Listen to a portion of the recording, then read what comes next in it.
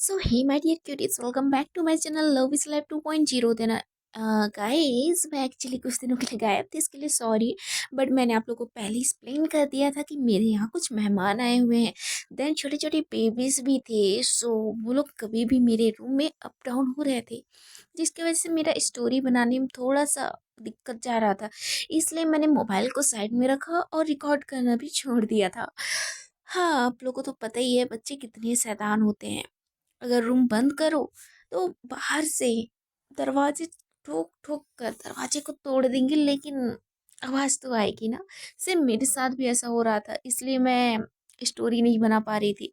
Then finally मेरे मेहमान चले गए। बोलते ना एक सॉन्ग, अतिथि कब जाओगे, सेम वैसी मैं डेली यही बोलती थी, लेकिन जस्ट आजकल ही हो गए, मीन्स आज आज जो भी था कोई प्रॉब्लम नहीं है। सो गाइस, स्टोरी स्टार्ट करने से पहले हम बताएंगे स्टोरी का टाइटल, जो है कि हम मेलेडी डॉक्टर। सो गाइस, इस स्टोरी के लास्ट पार्ट में आपने सुना ही था।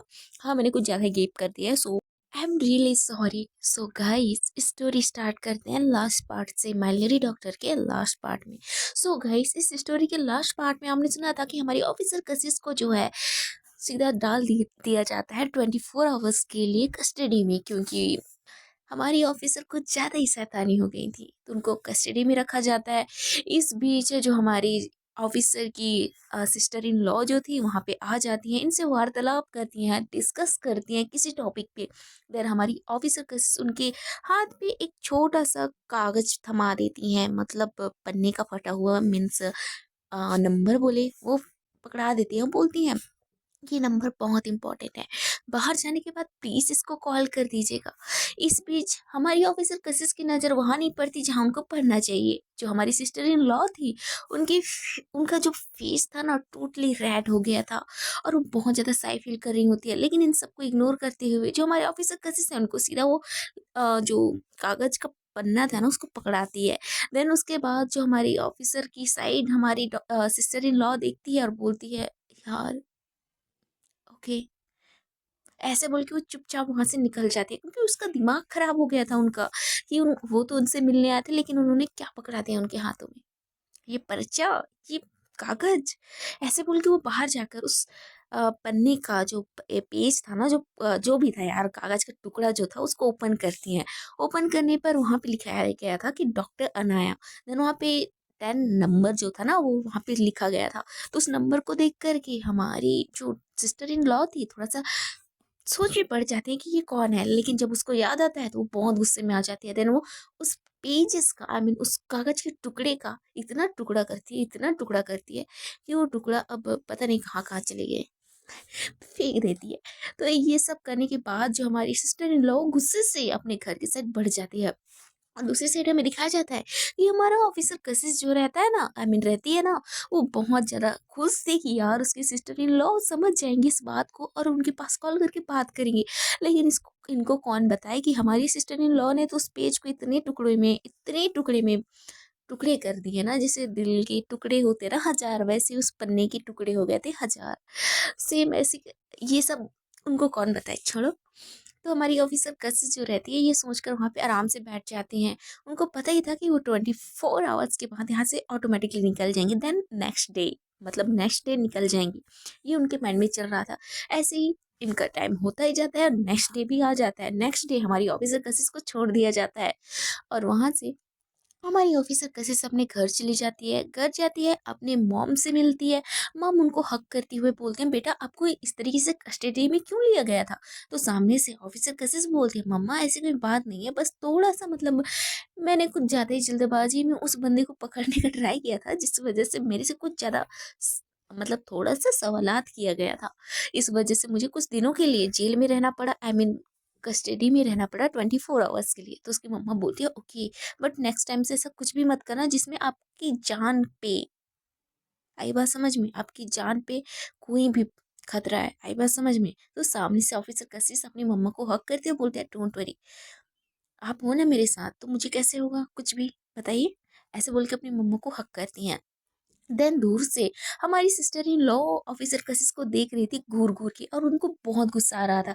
देन वो बार बार उनकी माइंड जो रहता है ना, दिमाग जो रहता है, वो सोच में पड़ जाता है कि यार इस डॉक्टर अनाया ये क्यों आ जाती है बीच बीच, मतलब बीच में हम दोनों की। अब इतने अच्छे से हमारी लाइफ चल रही थी, अब फिर से डॉक्टर अनाया। ये सारी बातें हमारी सिस्टर इन लॉ के माइंड में चल रहा था। देन उसी टाइम हमारी स्वीट हार्ट आई मीन छोटी सी परी वहां पे आ जाती है, बोलती है बुआ। तो सामने से ऑफिसर कशिश बोलती है हाँ मेरा बच्चा बताओ। तो बोलती है आप कितने दिन के बाद आ रहे हो, पता है आपको हमने कितना मिस किया। तो सामने से ऑफिसर कशिश बोलती है मैंने भी आपको बहुत मिस किया। तो बोलती है पता है मम्मा और दादी मुझे आपके पास आने नहीं दे रहे थे। तो बोलते कोई ना बच्चा, मैं तो आ गई हूँ ना, कोई प्रॉब्लम नहीं है। ऐसे बोल के अपनी बेबी के साथ वहां से निकल जाती है, और अपने रूम में जाकर ये दोनों एक दूसरे से बहुत सारी बातें करने लगते हैं। दूसरे साइड दिखाया जाता है डॉक्टर अनाया की साइड। डॉक्टर अनाया जो रहती हैं बात ले रही होती हैं, बात लेते लेते वो सोच में पड़ जाती है कि आखिर हमारी ऑफिसर कशिश कैसी होंगी, मतलब कशिश के बारे में सोच रही थी बात लेते लेते। और तभी उनकी नज़र अपने नेक के साइड जो चोट था ना, आई मीन शोल्डर के पास जो चोट था, मैंने पहले भी आप लोगों को बताया था उस चोट के बारे में। उस चोट को अपने हाथों से टच करती है, देन उसको पुश करती है, और उससे पुश करने की वजह से वो जो घाव था ना थोड़ा सा मतलब गहरा था। देन पुश करने की वजह से थोड़ा ब्लड आना स्टार्ट हो जाता है, लेकिन उससे डॉक्टर अनाया को कुछ भी फर्क नहीं पड़ता है। और वहाँ से अपना सावर वगैरह बात लेकर वहाँ से निकल जाती है। बात लेने के बाद वो आईने के पास खड़ी हो जाती हैं। देन उन्होंने बस टॉवल जो रहता है ना, बाथरूम टॉवल, उसी का बस यूज़ किया था। और वो आईने के सामने खड़े होकर अपने आप को देख रही होती हैं। और उस टाइम उनके माइंड में ऑफिसर कशिश के ख्यालात चलने लगते हैं, जस्ट कि वो ऑफिसर कशिश कैसी हैं। हाँ कहीं ना कहीं उनके माइंड में चल तो रहा था कि यार मैं जाकर उनसे मिल लूँ, उनसे बात करूँ। बट उनसे मिलकर मैं क्या बोलूँगी, मैं उनको उनको बहुत मिस कर रही हूँ। उनका मैं मतलब उनके बारे में सोच रही थी, मैं उनका मतलब कैसे बोलूँ, ये सब उनके माइंड में चल रहा होता है। लेकिन इन सबको साइड करती हैं, और तभी उनका जो नज़र रहता है फिर से उस चोट के ऊपर पड़ता है, जिसमें से हल्का हल्का अभी ब्लड भी आ रहा होता है। मैंने बताया था वो पुश करती हैं, जिसकी वजह से उनका जो घाव था ना वो थोड़ा सा मतलब गहरा था। देन पुश करने की वजह से उसमें से ब्लड आना स्टार्ट हो जाता है। तो उसके साइड जब डॉक्टर अनाया की नज़र पड़ती है, तो उस ब्लड को अपने फिंगर में लेती हैं, और उस फिंगर में लेने के बाद उस ब्लड को अपने पास लाती है, और उसे अपने फिंगर को लाती है। अपने फिंगर को लाने के बाद आईने के ऊपर कुछ लिखती हैं। उसे लिखने के बाद एक गहरी सी स्माइल जो रहता है ना वो देती है, और उसके बाद अपने कबर्ड की साइड आके बढ़ जाती है। देन वो नाइट ड्रेस जो रहता है वो निकालती है, पहनती है, और फिर से सो जाती है। इनके लिए तो डे भी मॉर्निंग आई मीन नाइट जैसा रहता है ऑब्वियसली यार। रिच है तो नाइट भी डे रहता है, और नाइट जो डे रहता है उनके लिए नाइट डे में कन्वर्ट हो जाता है, और डे नाइट में। छोड़ो। और इधर हमारी ऑफिसर कसे जो रहती हैं वो सीधा अपने क्राइम ब्रांच के साइड निकल जाती हैं। अपने घर आने के बाद उसकी मम्मा तो उनको रोकती है कि यार आप आज वेट कर लो, मतलब रेस्ट कर लो, जाने की कोई नीड नहीं है। तो सामने से ऑफिसर कशिश बोलती है नहीं मम्मा आई एम ओके, मैं जा रही हूँ। ऑफिसर कशिश का रहता है कि वो डॉक्टर अनाया को जाकर मिलेंगी, बट क्या वो मिल पाएंगी। हम आगे देखते हैं कि वो मिलेंगे या नहीं। जो हमारी ऑफिसर कशिश रहती है वो वहाँ पे जाती हैं, और जब देखती हैं कि डॉक्टर अनाया वहाँ पे नहीं है तो थोड़ा शॉक्ड हो जाती हैं। देन वो हमारी डॉक्टर मलिस्का को देखती हैं, तो डॉक्टर मलिस्का के पास जाती हैं, उनसे पूछती हैं कि आखिर डॉक्टर अनाया कहाँ है। तो बोलती हैं कि आपको मतलब मेरे को पता नहीं, वो आई नहीं है, उनके साथ कुछ मतलब हुआ था, मुझे भी पता नहीं है, बट कुछ दिनों से वो भी नहीं आ रही है। तो थोड़ा सॉफ्ट होती हैं, और बोलती हैं क्या उनको इंक्वायरी में बिठाया गया था। तो सामने से मलिश्का बोलती हैं जी मुझे तो उतना पता नहीं है, बट हाँ शायद बिठाया गया था। तो बोलती हैं अच्छा ठीक है थैंक यू, ऐसे बोल के जो चीप रहती है आई मीन हमारी कशिश जो रहती है अपनी कैबिन की साइड जाती है, अपनी कैबिन में बैठती है। देन उस पेंडिंग फाइल की साइड देखती है। उस पेंडिंग फाइल में जो चीज़ इंफॉर्मेशन जो ऐड नहीं था उन इंफॉर्मेशन को वो कलेक्ट करती है, जो कि उसका जो सौरभ था वो कलेक्ट करता है। सौरभ अभी ठीक था, जो उसके फेस की जो रंगत जो है ना बिगाड़ दिया गया था उन गुंडों के तहत, आई मीन गुंडों ने बिगाड़ा था, वो अब थोड़ा-सा नॉर्मल था, ठीक था, बट उसके फेस पे कहीं न कहीं अभी भी ब्लैक ब्लैक हो गया था। हाँ यार, चोट खाने के बाद वहाँ पे थोड़ा ब्लैक वाला निशान होता है ना, वैसे ही था। और थोड़ा-सा चोट गहरा था एंड घाव वगैरह तो हुआ था ना, उस वजह से उसके फेस पे थोड़ा-सा ब्लैक ब्लैक कुछ ज़्यादा ही हो गया था। तो हमारी ऑफ़िसर कशिश उनसे बोलती है कि तुम ठीक हो सौरभ? तो सौरभ बोलता है, यस जी मैं ठीक हूँ, बट थैंक यू। अगर आप उस टाइम नहीं आती तो आई थिंक मैं यहाँ पे नहीं होता। तो सामने से कशिश बोलती है, ऐसे ऐसा कोई बात नहीं है सौरभ, वैसे भी तुम बहुत ज़्यादा बहादुर हो, मुझे पता है तुम कैसे भी करके वहाँ से निकल जाते। तो सौरभ हंसते हुए बोलता है, नहीं चीप, मुझे पता था आप आओगी मुझे ढूंढते हुए। देन आप आ ही गए। तो ऑफिसर कशिश के मन में चलता है, यार मैं तो गलती से वहां चली गई थी, मुझे तो पता ही नहीं था कि तुम वहां पे हो। ओएमजी, अगर सच में मैं नहीं पहुंचती तो क्या होता। ये सब माइंड में हमारी ऑफिसर कशिश के चल रहा होता है। तो सौरभ आगे से आवाज दे रहा था, चीप आर यू ओके, मतलब चीप आप मेरी बात सुन रहे हो। ऐसे बोल के वो बार बार बोल रहा होता है, लेकिन चीप आई मीन हमारी कशिश का पूरा ध्यान तो किसी और चीज पे था। देन सौरभ जो रहता है वो फिर से एक बार चिल्लाता है। तो कशिश जो है अपने सेंसेस पे वापस आ जाती है। वो बोलते हैं, हाँ सौरभ बताओ। तो सौरभ बोलता है, अच्छा ये पेंडिंग जो फाइल थी ना जिसको हमने अभी कंप्लीट किया है, तो ये उस गैंगस्टर का ऑल डिटेल्स है, वो कैसे गैंगस्टर बना, देन समथिंग समथिंग ऑल्स। तो बोलती है ओके थैंक यू। ऐसे बोल के उस पेंडिंग फाइल पे वो सारी डिटेल्स लगाती है। देन उस डिटेल को वो खुद पढ़ती है, जिसमें उस गैंगस्टर का जो है पास्ट फ्यूचर सब कुछ था। देन हमें उस टाइम कुछ उस गैंगस्टर के बारे में पता चलता है कि गैंगस्टर की लाइफ में उसके अलावा कोई और भी नहीं था, बस वो अकेला था। उसने अपनी लाइफ बहुत ज़्यादा मेहनत से मतलब गुजार रहा था, बट इतना उसके लिए वो नहीं था, मतलब पर्याप्त नहीं था यार। मतलब वो ज़्यादा खुद के लिए वो स्पेंड नहीं कर पाता था, जो चीज़ खुद के लिए करना चाहिए था वो खुद नहीं कर पा रहा था।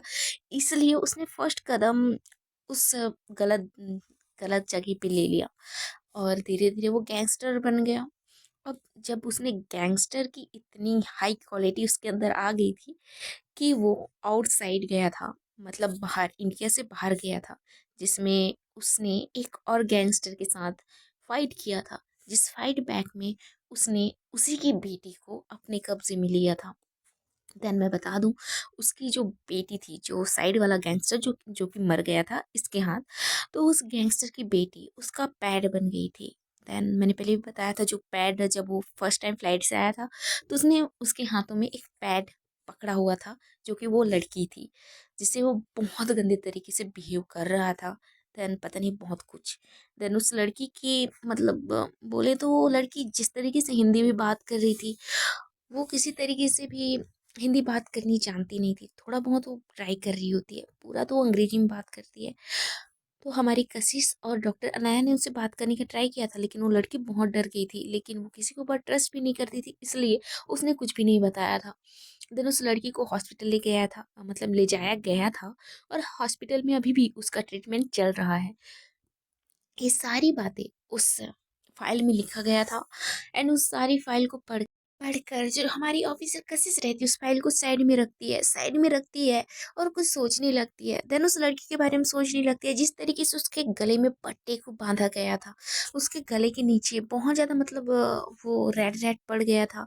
देन थोड़ा सा ब्लैक ब्लैक भी हो गया था, क्योंकि बहुत बहुत टाइम से उस लड़की के गले में इस पट्टे को बांधा गया था, जिसकी वजह से उसका गला पूरा तरीके से रेड हो गया था, ब्लैक भी हो गया था।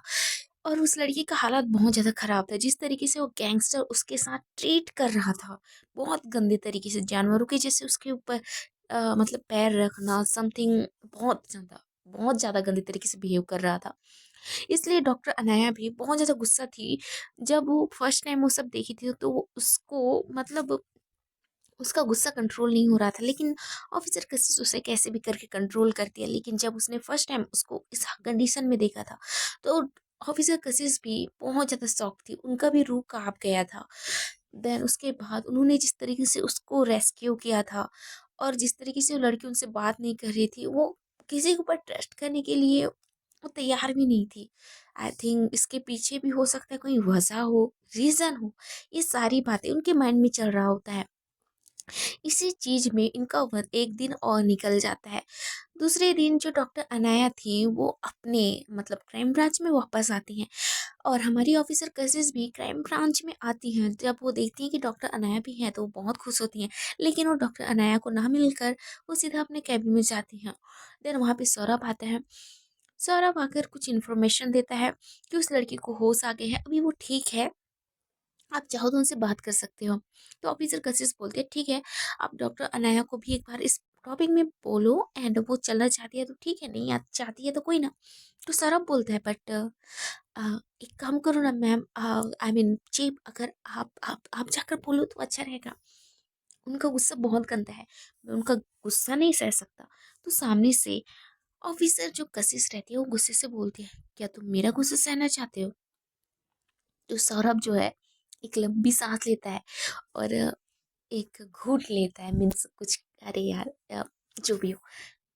तो वो बोलते हैं हाँ हाँ जी, मैं जा रहा हूँ जी। ऐसे बोल के सौरभ जो है डरते डरते वहां से निकल जाता है। देन कशिश जो है अपने मोबाइल की साइड देखती है और देन सौरभ जो रहता है कैबिन में जाता है, हमारी डॉक्टर अनाया के कैबिन में। तो कैबिन में जाकर बोलता है डॉक। तो सामने से अनाया जो है सामने से देखते हुए बोलते हैं बोलो।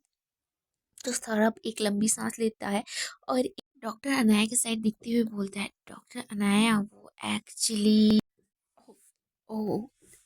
तो डॉक्टर अनाया बोलती है आगे कुछ बोलोगी या फिर तुम्हारे मुंह पे दही जम रखा है या फिर कुछ और?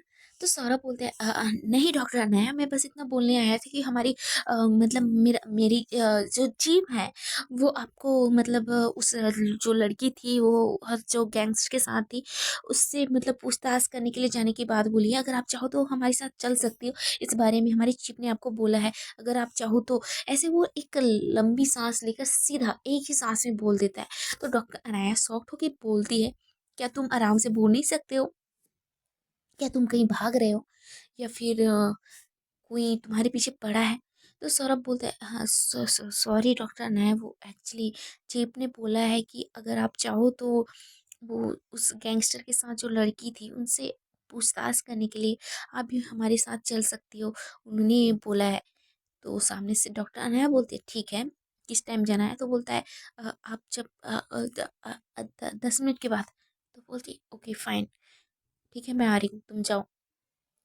तो सौरभ जो रहता है वहां से निकल जाता है सीधा, बिल्कुल भी वहां पे खड़ा नहीं रहता। तो डॉक्टर अनाया जो रहती है वो अपने जो चेयर रहता है ना उसके उस पे अच्छे से बैठती हैं और अपना सर चेयर से टिकाते हुए बोलती हैं, हाँ, फिर से मुझे फेस करना पड़ेगा वो सब, चलो कोई ना, इस बहाने मैं उनको देख लूँगी वो ठीक है या नहीं। ऐसे बोल के वो लंबी सांस लेती हैं और उस चेयर से खड़ी होती हैं, वहाँ से बाहर निकलती हैं। ऑफिसर कशिश के पास जो रहता है वो सौरभ चला जाता है, वो हर एक चीज़ बताता है। देन जो ऑफिसर कशिश और सौरभ वहाँ से निकल के कार में वेट कर रहे होते हैं डॉक्टर अनाया का। डॉक्टर अनाया कुछ टाइम के बाद बाहर आ जाती है और देखती हैं कि ये दोनों पहले से ही वहाँ पे उनका वेट कर रही हैं। तो वहाँ पे जाकर जो डॉक्टर अनाया थी वहाँ पे बैठ जाती हैं, ऑफिसर कशिश के साथ पीछे बैठ जाती हैं, सौरभ जो है सामने बैठ जाता है। देन उसके साथ एक ऑफिसर रहता है जो कार ड्राइविंग कर रहा था। ये चारों जो है वहाँ से निकल जाते हैं। देन वहाँ से निकलने के बाद वो लोग हॉस्पिटल में चले जाते हैं। हॉस्पिटल में जाते हैं और वहाँ पे जितने भी ऑफिसर रहते हैं वो ऑफिसर कशिश को देख कर सल्यूट करते हैं। ऑफिसर कशिश भी वहाँ से उनको सल्यूट करके वहाँ से सीधा उस लड़की के पास जाते हैं।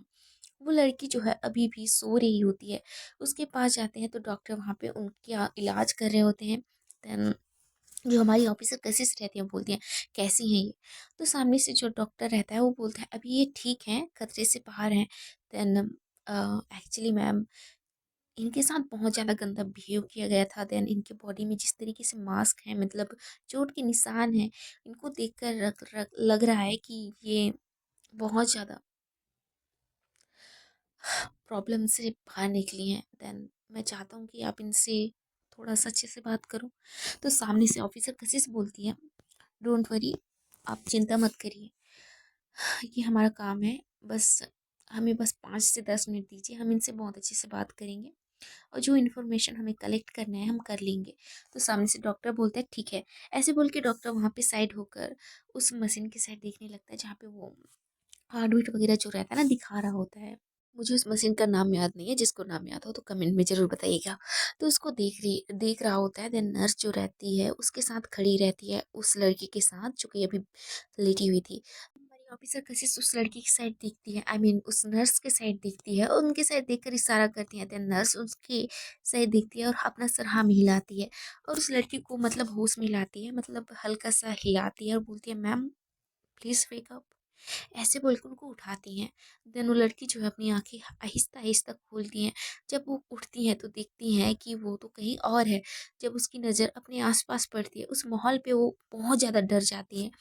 सो हे गाइस, देखते हैं कि इसके नेक्स्ट एपिसोड में क्या होता है। जानेंगे इस एपिसोड के नेक्स्ट पार्ट में कि आखिर ये लड़की के साथ हुआ क्या है और ये लड़की इस दलदल में फंसी कैसे। ये सब जानेंगे हम नेक्स्ट एपिसोड में। देन आप सभी स्टोरी में बने रहिए। स्टोरी आपको कैसी लगी प्लीज़ कमेंट करिए। छोटा सा यार, लिटिल मोर इनसाइट कमेंट कर दीजिए, जिसको देखकर मैं बहुत खुश हो जाऊंगी। वैसे भी किसी और चीज़ से खुशी मिले ना मिले, आपके कमेंट से मिलती है। हाँ, टाइम रहता है तो मैं ज़रूर आपके कमेंट का रिप्लाई करती हूँ, लेकिन आपका कमेंट मेरे लिए बहुत इंपॉर्टेंट रखते हैं, चाहे कुछ और रहे ना रहे। So guys, ta ta bye bye, love you all. अपना ध्यान रखिएगा और इस हाय ठंड के मौसम का लुत्फ उठाइएगा। Bye bye.